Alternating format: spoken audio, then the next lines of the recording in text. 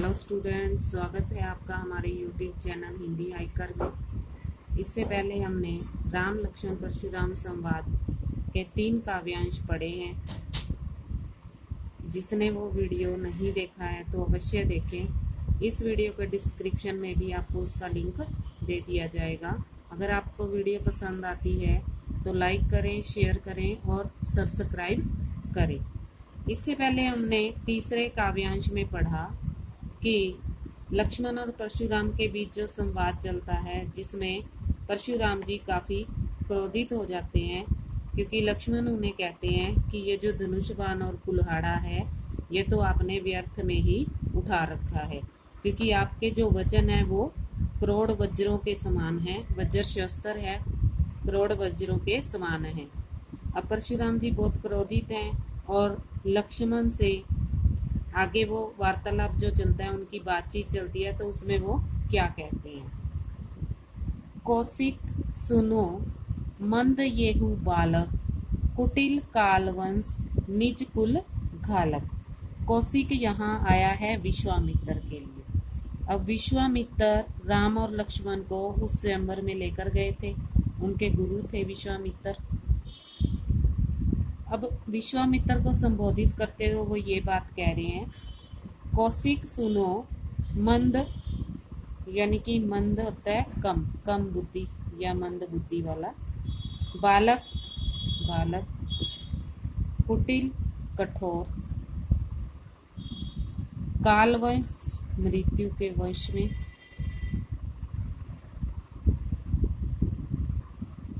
निज कुल अपना कुल, घालक नाश करने वाला।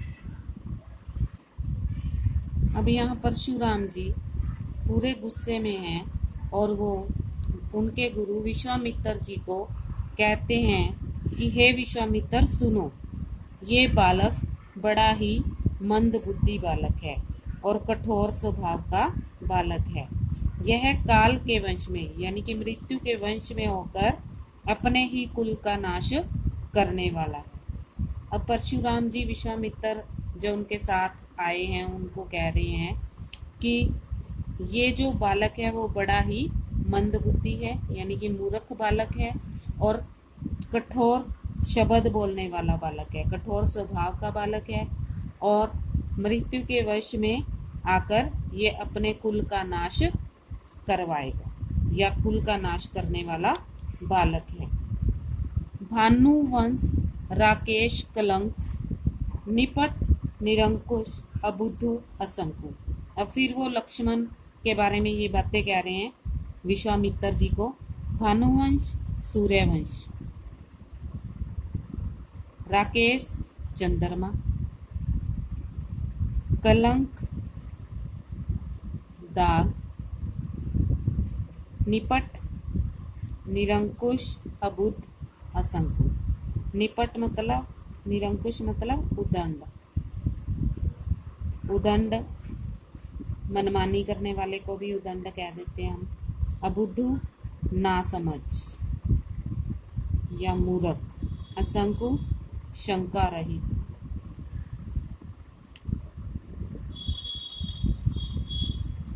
अब फिर वो विश्वामित्र जी से कह रहे हैं कि ये जो बालक है वह अपने सूर्यवंश रूपी चंद्रमा पर उस कलंक के समान है, उस दाग के समान है जो पूर्ण रूप से उदंड भी है और मनमानी करने वाला भी है, ना समझ और मूर्ख बालक है, निडर है। ये बालक डरता नहीं है किसी से।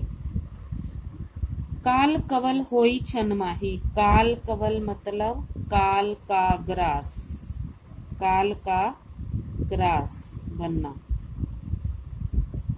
या काल ने जिसे अपना ग्रास बना लिया हो, मृत, काल ने जिसे अपना ग्रास बना लिया हो। होई छनमाही पल में ही, छनमाही पल में ही।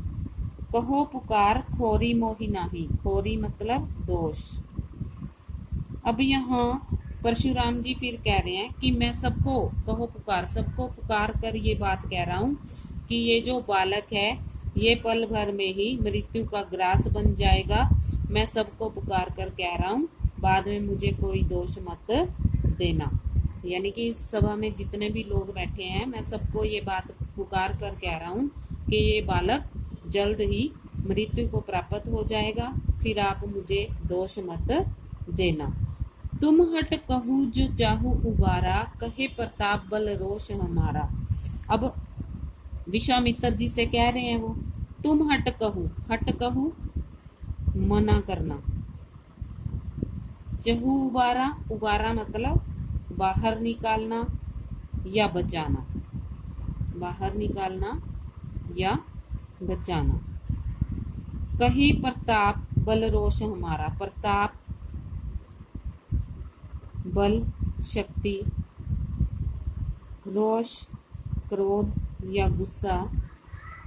अब परशुराम जी विश्वामित्र से कह रहे हैं कि यदि तुम इसे बाहर निकालना चाहते हो इस मुसीबत से, या यदि तुम इसे बचाना चाहते हो तो इसे मना करो और इसे हमारे प्रताप, शक्ति और क्रोध से अवगत कराओ।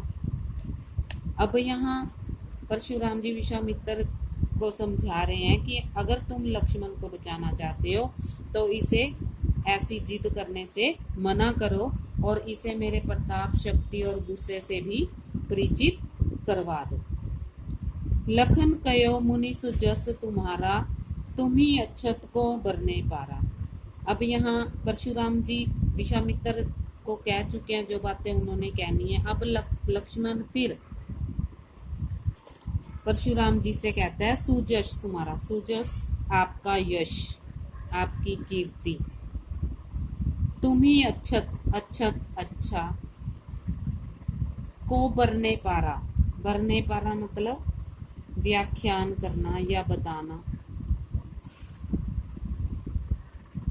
अब यहाँ फिर लक्ष्मण परशुराम जी से पुकार करके परशुराम जी से कह रहा है कि हे मुनि, आपके यश का वर्णन आपके रहते हुए और अच्छे से कौन कर सकता है।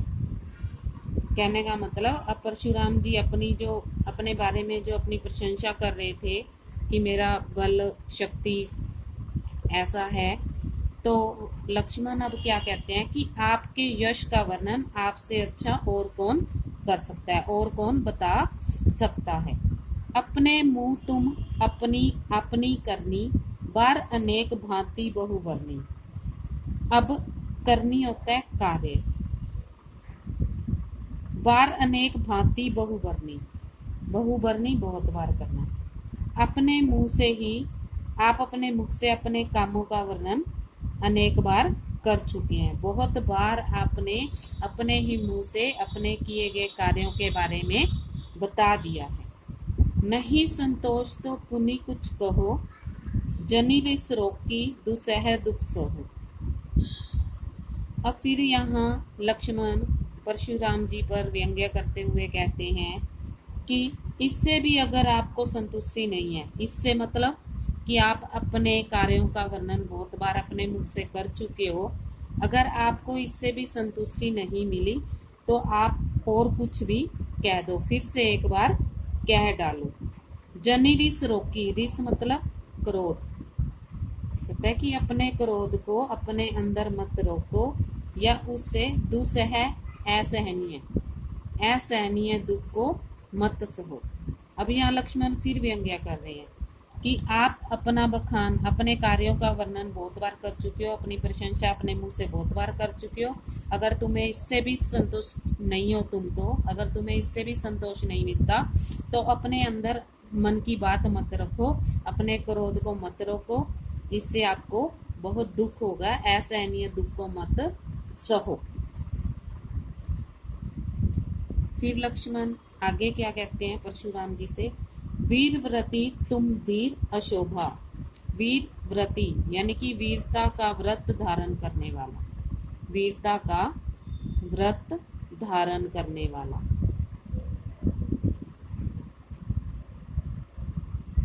धीर धैर्य, अशोभा शांत। अब यहाँ फिर लक्ष्मण परशुराम पर व्यंग्य करते हुए कहता है कि आप तो वीरता का व्रत धारण करने वाले हैं, धैर्य और शांत रस के हैं, यानी कि धैर्य और शांत स्वभाव के हैं, और वीरता को धारण करने वाले हैं। गारी देतने पागु शोभा, गारी मतलब गाली, शोभा मतलब अच्छा लगना। अब वो उनसे कह रहा है कि आप तो वीरता का व्रत धारण करने वाले हैं, शांत स्वभाव के हैं, धैर्य रखने वाले हैं, आप गाली देते हुए अच्छे नहीं लगते। सुर समर करनी कर है कहीं न जनाबी आप। अब फिर लक्ष्मण परशुराम जी पर व्यंग्य कसते हैं। सुर शूरवीर, समर युद्ध भूमि, करनी कार्य। अब फिर परशुराम जी से लक्ष्मण कह रहे हैं कि युद्ध में जो शूरवीर होते हैं ना, वो अपनी शूरवीरता द्वारा अपनी वीरता का परिचय देते हैं और वो अपनी प्रशंसा खुद नहीं करते। करी अपने किए गए कार्यों को कहीं न जनावी आप, अपने आप की प्रशंसा कभी भी अपने किए हुए कार्य को वो जनाते नहीं है।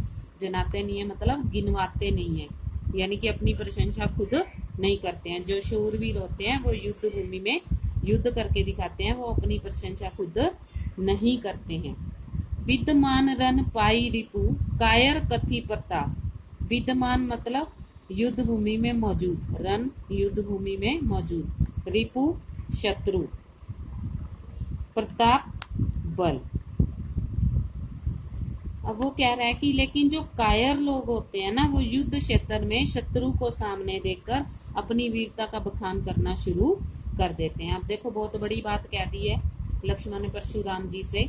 उन्होंने उन पर व्यंग्य कसते हुए कहा कि जो शूरवीर होते हैं, जो योद्धा होते हैं, वो युद्ध भूमि में अपना कार्य करके अपनी प्रशंसा खुद नहीं करते, पर जब उनके सामने युद्ध भूमि में शत्रु आ जाता है तो जो कायर लोग होते हैं वो शत्रु से घबरा कर वो क्या करते हैं, अपने प्रताप का बखान करने लग जाते हैं, अपने बल के बारे में बताने लग जाते हैं। अब लक्ष्मण अपने व्यंग्यात्मक प्रहार परशुराम जी पर बार बार कर रहे हैं। अब काव्यांश नंबर 5 में क्या कह रहे हैं परशुराम जी से। तुम तो काल हाक जन लावा, बार बार मोही लाग बुलावा। अब लक्ष्मण परशुराम जी से कहते हैं काल मतलब मृत्यु, हाक आवाज, बार बार मोही लाग बुलावा। अब लक्ष्मण जी फिर परशुराम जी से कहते हैं कि आप तो मेरे लिए मृत्यु को आवाज लगाकर बुला रहे हैं, आप तो बार बार मेरे लिए मृत्यु को आवाज लगाकर बुला रहे हैं। सुनत लखन के वचन कठोरा, लक्ष्मण के कठोर वचनों को सुनकर। परशु सुधार धर्यो कर घोरा, परशु फरसा जो उनका शस्त्र है उनके हाथ में जो कुल्हाड़ा है। सुधार मतलब अच्छे से पकड़ लेना, सुधार कर पकड़ लेना या सीधा करके पकड़ लेना, कर हाथ। अब लक्ष्मण के ये कठोर वचन सुनकर परशुराम ने अपने फरसे को सीधा करके लक्ष्मण को मारने के लिए तैयार कर दिया। घोरा मतलब भयानक फरसे को सीधा करके लक्ष्मण को मारने के लिए तैयार कर दिया। अब जनि देव देई दोष मोहि लोग, कटुवादी बालक वध योग। अब यहाँ फिर परशुराम जी बोल रहे हैं, जनि मतलब लोग, दोष दोष, कटुवादी बालक, कटुवादी कठोर वाणी बोलने वाला, बालक बालक, वध योग वध करने योग्य। अब परशुराम जी का काफी गुस्सा बढ़ा हुआ है तो उन्होंने अपने कुल्हाड़े फरसे को हाथ में अच्छे से पकड़ लिया है लक्ष्मण को मारने के लिए। अब फिर वो सारी सभा में क्या कहते हैं कि उन्होंने सारी सभा से कहा कि अब इस बालक के वध के लिए मुझे दोष मत देना, ये बालक जो कठोर वचन बोलने वाला है ये केवल वध के योग्य ही है, इसका और कोई दंड नहीं है, ये केवल वध के योग्य बालक है क्योंकि ये ऐसे कठोर वचन बोल रहा है। सभा में सारे उपस्थित जो लोग हैं वो मुझे इसके लिए दोष मत देना कि अब मैं इसका वध कर दूंगा। बाल बिलोकी बहुत में बाचा, अब ये मरण यार भाषाचा। अब वो कहता है कि बाल बिलोकी, बिलोकी मतलब जानकर, बहुत में बाचा बचाना, अब ये हूँ मरनिहार, मरनिहार मरने योग्य। साचा मतलब सच में या वास्तव में। मैं तो इसे बालक समझकर बहुत बचाता रहा, अब यह वास्तव में ही मरने के योग्य हो गया है। यानी कि अब ये इसने ऐसे वचन बोल दिए हैं जिसकी वजह से परशुराम जी का गुस्सा बहुत बढ़ गया है। अब तक वो इसे बालक समझकर बचा रहे थे, अब यह सिर्फ मरने योग्य है। कौशिक कहा क्षमा अपराध, बाल दोष गुण गनी ने साथ। अब कौशिक शब्द पहले भी आया था 4th स्टैंजे में, तो कौशिक है विश्वामित्र जी। क्षमी है क्षमा, अपराध जो भी उसने कार्य किया है, गलत कार्य किया है। बाल दोष बालक, दोष और गुण, गनी गिनना, न साधु। अब यहाँ परशुराम के भटकती हुई क्रोध अग्नि को देखकर विश्वामित्र जी परशुराम को शांत करने की कोशिश करते हैं। और विश्वामित्र उन्हें शांत स्वभाव से क्या कहते हैं कि परशुराम जी, जो साधु लोग होते हैं ना, वो बालक के गुण दोष को बिना गिने ही उसे क्षमा कर देते हैं। अब वो उसको उसका अपराध क्षमा करने के लिए कह रहे हैं, विश्वामित्र जी परशुराम को कह रहे हैं कि जो साधु लोग होते हैं, जो सच्चे साधु होते हैं, वो बालक के गुण दोषों को नहीं गिनते, वो उन्हें बालक समझकर क्षमा कर देते हैं। और आप भी इस बालक को क्षमा कर दें। खर कुठार में अकरुण को ही, आगे अपराधी गुरु द्रोही। खर तीखी धार, कुठार कुल्हाड़ा, फरसा अकरुण जिसमें करुणा न हो, करुणा न हो, या फिर हम उसको निर्दयी भी कह सकते हैं, जिसमें करुणा न हो। कोही मतलब क्रोधी, आगे अपराधी गुरु द्रोही, गुरु से द्रोह करने वाला, गुरु से द्रोह करने वाला।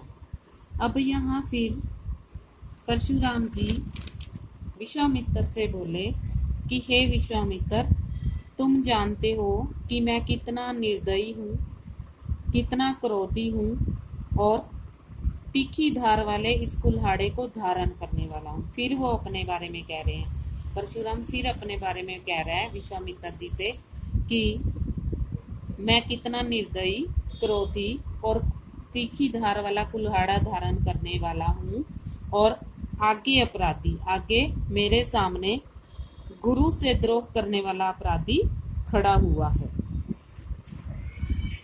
उत्तर देत छोड़ो बिन मारे, केवल कौशिक सील तुम्हारे। अब फिर वो परेशान तो हैं ही लक्ष्मण जी की बातों से, बहुत गुस्सा है उनको उनकी बातों पे। शील मतलब सदाचारी प्रवृत्ति, शीलता, सदाचारी प्रवृत्ति। अब वो क्या कह रहे हैं, विश्वामित्र जी से कह रहे हैं कि यह तो उत्तर देते, ये तो बार बार मेरे साथ वाद विवाद कर रहा है, बार बार मेरी बातों का उत्तर दे रहा है। तो यदि मैं कह रहा हूँ केवल तुम्हारे सदाचारी प्रवृत्ति और शील के कारण मैं इसे बिना मारे छोड़ देता हूँ, तुम्हारे कहने पर मैं इसे छोड़ देता हूँ। न तो यही काट कुठार कठोरे, गुरी ऋण हेतु श्रम थोड़े। अब यहाँ फिर परशुराम जी विश्वामित्र से कह रहे हैं, न तो नहीं तो इसे काट कर, कुठार मतलब कठोरे, फरसा तेज, फरसा कठोरे तेज, कुठार फरसा। कह रहे नहीं तो मैं इसे अब तक अपने तेज फरसे से काट देता। गुरी ऋण, गुरु का ऋण, गुरी ऋण, गुरु का ऋण थोड़ी सी मेहनत में ही उतार देता, यानी कि इसको मारने में मुझे ज़्यादा श्रम नहीं करना पड़ता, और मैं इसे अपने फरसे से काट देता और जो गुरु के ऋण से मुक्त हो जाता। गाथी सु न्यू कै हृदय हसी मुनि हरि हरे सूज। गाथी सु, गाथी विश्वामित्र के पिता के लिए आया है। विश्वामित्र के पिता हैं गाथी, विश्वामित्र के पिता गाथी, और गाथी सु विश्वामित्र को कहा गया, यानी कि गादी का पुत्र। विश्वामित्र के पिता थे गाथी सु विश्वामित्र। नु क्या हृदय हसी, हंसना, मुनि हरि हरे सूचे। अब गाथी के पुत्र जो विश्वामित्र है वो अपने हृदय में ही हंसते हैं कि जो मुनि है, यानी कि जो परशुराम जी हैं, इसको चारों तरफ हरा हरा ही सूझ रहा है। हरा हरा से मतलब इसको यही दिख रहा है कि ये केवल यही बलशाली है, यानी कि परशुराम ही शक्तिशाली है, इसको यही सूझ रहा है। राम लक्ष्मण को वो साधारण राजकुमार समझ रहे हैं।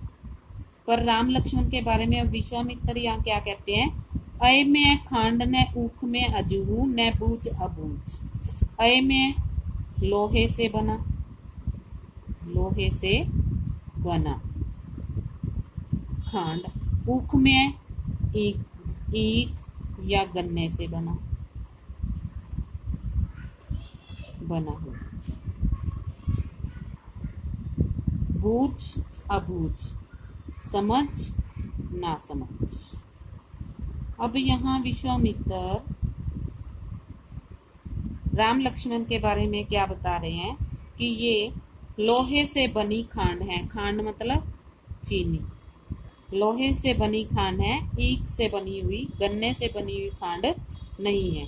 अब यहाँ पर लोहे से बनी खांड और ईख से बनी खांड में क्या अंतर होता है? ईख से बनी हुई खांड जो होती है वो मुंह में डालते ही घुल जाती है, और लोहे से बनी खांड है वो घुलती नहीं है। कहने का मतलब वो गन्ने से बनी हुई खांड की तरह कमजोर नहीं है, वो लोहे से बनी हुई खांड है जिसे कोई गला नहीं सकता या जिससे कोई टक्कर नहीं ले सकता। राम और लक्ष्मण के लिए विश्वामित्र जी ये बात कह रहे हैं, यानी कि ये जो मुनि हैं, ये जो ना समझ मुनि है, परशुराम जी को कह रहा है ना समझ, इनकी समझ में ये बात नहीं आ, इनको ये बात पता नहीं है कि राम और लक्ष्मण कितने शक्तिशाली हैं।